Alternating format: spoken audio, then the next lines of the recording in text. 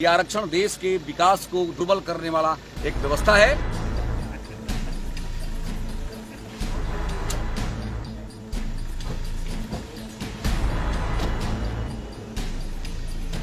अनारक्षित सीटों पर आरक्षित लोगों का क्या चुनाव लड़ना सही है? देखिए मेरे भाई, सच पूछिए तो समाज का अगुआ और परिवार का मुखिया, जो समाज का सबसे श्रेष्ठ व्यक्ति हो, जाति धर्म से ऊपर उठ करके डॉक्टर अब्दुल कलाम जैसा होना चाहिए। धर्म भी ऊपर से भी ऊपर होना चाहिए। यदि मुखिया चुनना है, राष्ट्रपति चुनना है, तो डॉक्टर कलाम भगवान करे कि भारत में पैदा हो। जी नहीं, ये नहीं कहिए। वीर अब्दुल हमीद भगवान करे कि पैदा हो। मैं तो धर्म से ऊपर कुछ करता हूँ।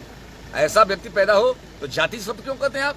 जाति धर्म से ऊपर उठ करके इंसान अच्छा होना चाहिए, समाज को चलाने वाला। सामान्य वर्ग की सीट पर जो आरक्षित वर्ग के लोग चुनाव लड़ते हैं, क्या ये लड़ना? देखिए, भारत में आरक्षण की जो परंपरा है वो शुद्ध रूप से राजनीतिक लाभ के लिए है और आज शुरू से लेकर अब तक चली आ रही है। और मैं व्यक्तिगत रूप से अपने विचार को कह रहा हूँ कि आरक्षण देश के विकास को दुर्बल करने वाला एक व्यवस्था है।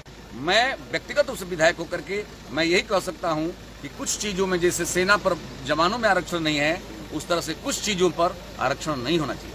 कुछ चीजों में अन्य जगह हो, बहुत जगह ऐसा है, होना चाहिए।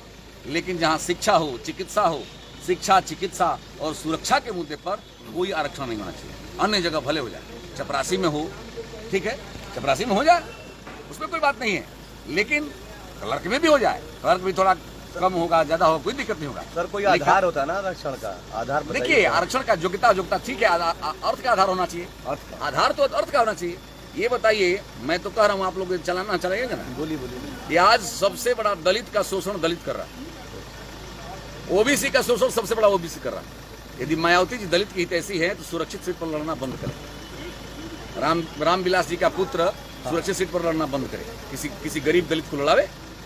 ओबीसी के आरक्षण की बात है तो कम से कम 10 लाख रुपया महीना कमाने वाले लोग प्रसन्न मन से कहें कि हम लोग अब ओबीसी में रहने लायक नहीं।